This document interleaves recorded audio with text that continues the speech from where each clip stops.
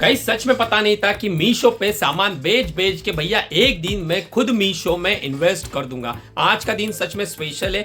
जो जो इन्वेस्ट करना चाहता है मीशो में भाई उनके लिए ये वीडियो भाई सच में स्पेशल होने वाली है। ये लास्ट अपॉर्चुनिटी है, आज का दिन लास्ट है, तो वीडियो जरूर देख लेना।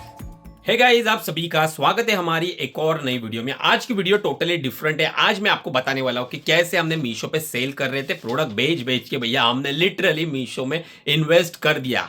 हाँ, मैं बात कर रहा हूं मीशो के आईपीओ के बारे में। तो भैया मैंने आज ही ना अभी सुबह सुबह ही मैंने मीशो का आईपीओ के ना 2 लॉट के लिए अप्लाई कर दिया। लगभग उसकी बात करूं प्राइसिंग की तो भैया लगभग 30,000 रुपीज प्राइस है। अगर ये लग जाता है तो भैया मजे आने वाले, क्योंकि आने वाले टाइम में मीशो का ये आईपीओ है ना ये और ग्रो करेगा। मतलब जो शेयर है ना बेसिकली 110 रुपए का इसका ये है पर शेयर का प्राइस है, लेकिन आने वाले टाइम में आराम से इसमें ग्रोथ देखने को मिलने वाली है। अब आप लोग कुछ बोलोगे कि भैया मीशो तो लॉस में चल रही है, कंपनी घटिया है भाई, रिटर्न आ रहा है, ये सब चीजें हो रही है, पिकअप नहीं हो रहे, बहुत सारी कमियां है, मुझे भी पता है क्योंकि हम भी प्रैक्टिकली यहाँ पे काम करते हैं।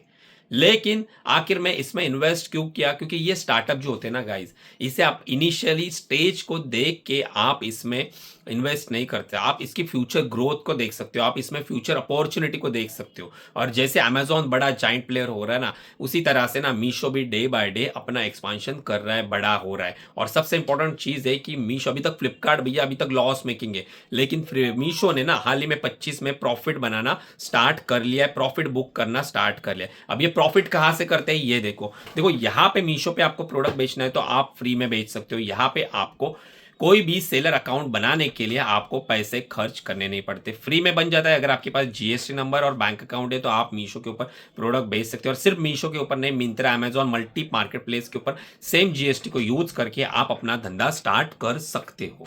अब यहाँ पे इनका रेवेन्यू ऑफ सोर्स क्या है? क्योंकि आप सबको पता है मीशो एक जीरो कमीशन प्लेटफॉर्म है। अब भैया एक सवाल निकल के आता है कि अगर ये मीशो जीरो कमीशन प्लेटफॉर्म है तो ये पैसे बनाएगा कैसे, प्रॉफिट कैसे बुक करेगा, और एज अ इन्वेस्टर मुझे फ्यूचर में इसमें ग्रोथ कैसे मिलेगी? तो देखो मीशो है ना कुछ चीजों से पैसे कमाता है। हालांकि वो कमीशन जैसे एज यूजुअल अमेजॉन के ऊपर अगर आप 500 रुपए का प्रोडक्ट बेचते हो ना तो 500 रुपए के ऊपर अमेजॉन लगभग ना आपके 100-120 रुपए जो है ना कमीशन काट लेता है। बाद में उनकी फिक्स भी रहती है, ये सब चीजें काट के 150 रुपए के आसपास पर प्रोडक्ट के ऊपर उनका कमीशन लग जाता है। लेकिन वहीं पे आप मीशो के ऊपर ना 500 रुपए का प्रोडक्ट बेचोगे ना तो उसमें मीशो 0 रुपए आपके काटेगा, कोई भी कमीशन काटेगा नहीं, पूरी अमाउंट आपके बैंक खाते में क्रेडिट हो जाएगी। 500 का प्रोडक्ट बेच रहे हो तो 500 रुपए आपके बैंक में खाते में जमा हो जाएगी। हाँ, वो बात अलग है कि आपका जो जीएसटी लगता है और टीडीएस लगता है वो 10-12 रुपए जो है वो उतना सा आपका खाली बैंक अकाउंट सेटल करोगे तो वो डिफरेंस आपको देखने को मिलेगा। बाकी इसके अलावा कोई भी पैसे कटते नहीं है। तो अब मीशो पैसे कैसे कमाएगा और फ्यूचर में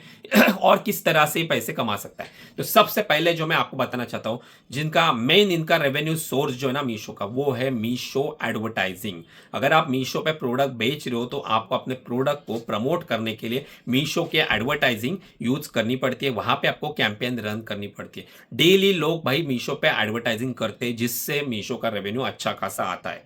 300, 500, 1000, 1500, कुछ कुछ लोग ऐसे ना जो डेली का 10-10 हजार रुपए का एड का बजट लेके बैठे, डेली 10,000 के उनके ऑर्डर्स भी थाउजेंड्स में आते, डेली के 1000, 1500, 3-3 हजार, 4-4 हजार ऑर्डर डिस्पैच करते, इसीलिए वो उतने पैसे स्पेंड करते।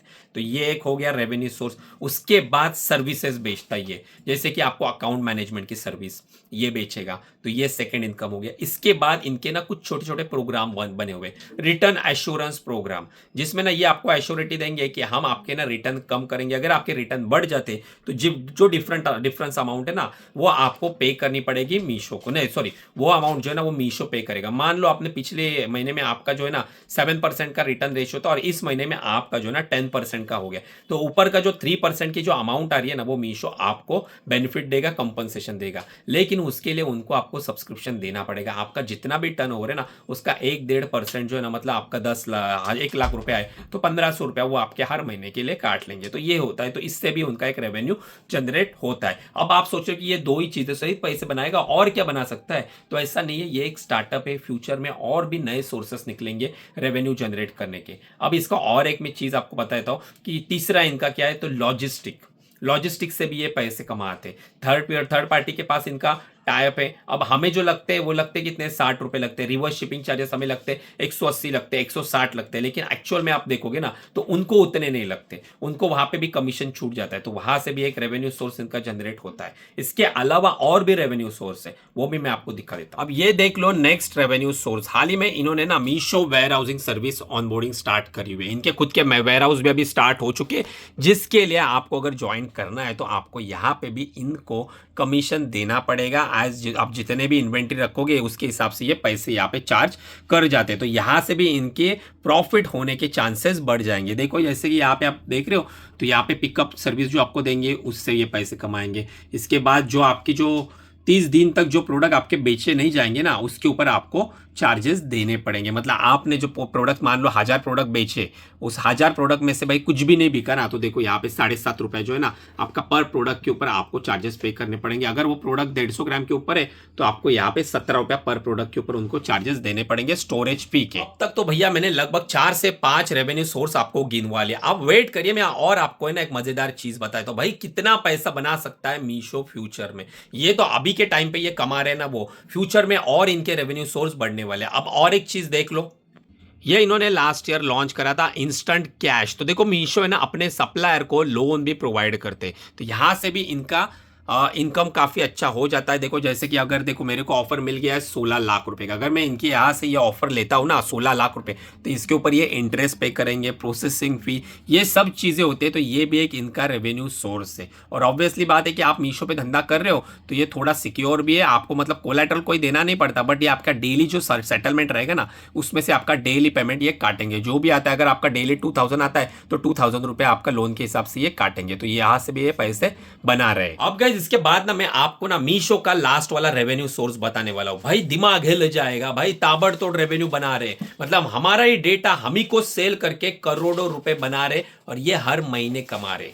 कितना दिखा देता हूं, देख लो। ये है मीशो का seller inside. Seller inside basically क्या होता है, तो आप जो काम करते हो ना उसमें आपके परफॉर्मेंस कैसा चल रहा है, कौन सा कैटलॉग पे कितना रिटर्न आ रहा है, कौन से क्या आपका पेमेंट अभी तक आया नहीं है, कौन सा पेमेंट आपको रिसीव हो गया है, मतलब सारा डेटा है ना इन्होंने क्या करा है कस्टमाइज करके सेलर इनसाइड में आपको दिखा देता है। ये सच में ताबड़तोड़ फीचर है, काम का फीचर है, लेकिन ये जो है ना ये पेड है। देखो पहले महीने के लिए ना हर सप्लायर को ये फ्री दे रहे, इसके बाद है ना ये 799 रुपीज चार्ज कर रहे। ये स्टार्टिंग के 2-4 महीने आपको ये अमाउंट में दे देंगे, और बाद में इसकी जो अमाउंट होगी ना, ये हमारा नया सेलर पैनल है ना जो होम एंड किचन का, उसके ऊपर ये ऑफर आया है। अगर यहीं पे मैं बात करूं हमारे क्लोथिंग वाले बिजनेस की ना, तो वहां पे ये 1500 रुपये हमसे चार्ज कर रहे हैं हमारा डेटा हम ही को दिखाने के लिए। अब ये जो अमाउंट है ना भैया 1500 रुपया दे के भाई कितना बना लेगा। अब इनके पास मालूम है लाइव अभी तक ना सेलर इनसाइड को जिन्होंने ज्वाइन करा है और जो हर महीने यूज कर रहे हैं, इसकी अमाउंट आपको पता है कितनी है, यहाँ पे इन्होंने मेंशन करी हुई है। अभी करंटली ना 13,829 सेलर जो है ना वो अभी तक यूज कर रहे हैं सेलर इनसाइड को। ये बेसिकली पेड फीचर को इतने सारे सप्लायर यूज कर रहे हैं। अब भैया इसका कैलकुलेशन आपको पता है, ये जो टोटल काउंट है ना 13,829 अगर इंटू करोगे ना 1500 से, तो भैया देख लो इतनी अमाउंट होती है 2,07,00,000 एंड ऊपर सम नंबर ऑफ फिगर है वो, मतलब 2 करोड़ रुपया हर महीने भाई ये छाप रहे अपना ही डेटा अपने को सेल करके। तो ये तो एक इनका हो गया। ऐसे ही फ्यूचर में और भी नए नए आएंगे, इसीलिए मैंने ना थोड़ी सी रिस्क लेता हूँ। ये जो है ना शेयर मार्केट बेसिकली ये कैसे होता है ना, आपकी जो भी डिस्पोजेबल इनकम है ना आप वो शेयर मार्केट में लगा सकते हो। जैसे अभी मैं अगर बात करूँ मेरे इन्वेस्टमेंट की ना, तो हाल ही में मैंने ये IPO लगेगा नहीं लगेगा मुझे पता नहीं, लेकिन 2 लॉट के लिए मैंने अप्लाई कर दिया, 30,000 की इन्वेस्टमेंट कर दिया। इससे पहले अभी लास्ट 10 दिन पहले मैंने एक और IPO आया था पाइन लैब का, तो उसमें भी मैंने 1 लॉट IPO के लिए अप्लाई करा था और लकीली वो IPO मेरे को मिल गया। अभी भी प्लस में लगभग 2-2.5 हजार रुपए मेरे को प्रॉफिट वहां पे मिल रहा है, लेकिन मैंने सेल आउट नहीं किया है, होल्ड पे रखा है। मैं जितने भी शेयर लेता हूँ ना बेसिकली वो सब मेरे होल्ड पे ही रहते हैं, इन्वेस्टमेंट पर्पस के लिए लॉन्ग टर्म के लिए मैं लेता हूँ। तो बहुत सारे शेयर लिए, ओला में भी मैंने बहुत ताबड़तोड़ तरीके से लिए। सबसे ज्यादा है ना ओला इलेक्ट्रिक्स में मैंने इन्वेस्ट करा, क्योंकि मुझे लगता है फ्यूचर में ओला का शेयर आगे जाएगा। मुझे पता है अभी के टाइम पे ओला की बदनामी हो रही है, स्कूटर में बहुत ही डिफेक्ट आ रहे हैं, तो ये हर स्टार्टअप में आएंगे, मीशो में भी आ रहे, लेकिन ये डे बाय डे ना खुद को इंप्रूवमेंट करेंगे, और जिस दिन ये परफेक्ट हो जाएंगे ना, कुछ नया काम करेंगे, इनोवेशन करेंगे, तो इनका शेयर है ना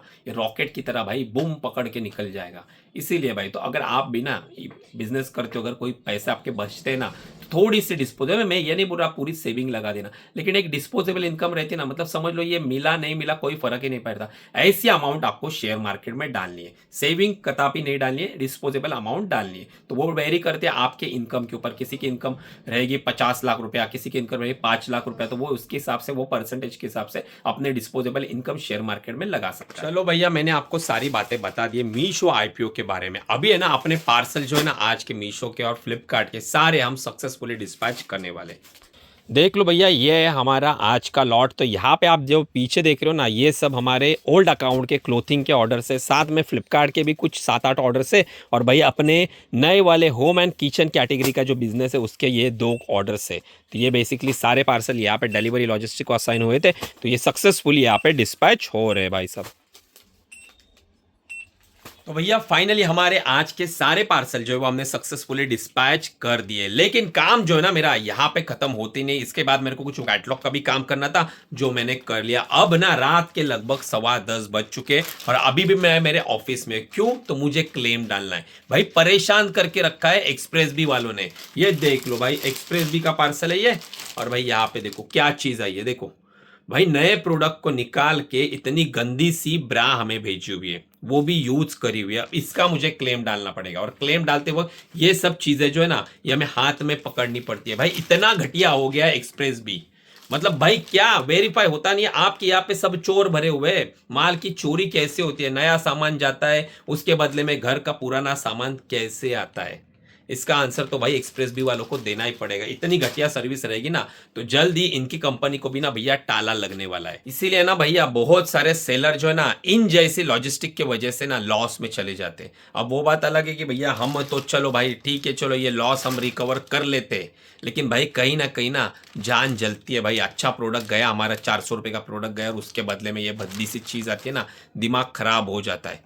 कोई नहीं, अभी इसका क्लेम डालेंगे और मीशो के पास से क्लेम प्रोसेस करके लेंगे, लेकिन रिटर्न शिपिंग भी तो लगी, उसके भी तो वैसे भी नुकसान हो गया। और वैसे क्लेम प्रोसेस करने के बाद पूरा क्लेम थोड़ी मिलता है, और हर क्लेम थोड़ी ना पास होता है। मीशो भी तो सारे क्लेम थोड़ी ना आपके पास करता है, कुछ ना कुछ जानबूझ के रिजेक्ट मार ही देता है। तो ओवरऑल रिटर्न में ना आपका कहीं ना कहीं नुकसान होता ही है। तो आपको है ना काम करना है तो भैया प्रोडक्ट में अच्छी मार्जिन, मैंने 100 बार बोला है मार्जिन आपको रखनी पड़ेगी। ई कॉमर्स आपको सीख के करना पड़ेगा। आज की तारीख में आप बिना सीखे 1-2 वीडियो को जाके देख के अगर ई कॉमर्स करोगे ना तो इस तरह से नुकसान आएगा। इसलिए आपको प्राइसिंग स्ट्रैटेजी जो है वो पता होनी चाहिए। अगर आपके पास प्राइसिंग स्ट्रैटेजी नहीं रहेगी तो भैया इस वाले रिटर्न ना आपके बिजनेस को पूरी तरह से भाई दीमक की तरह खा जाएंगे।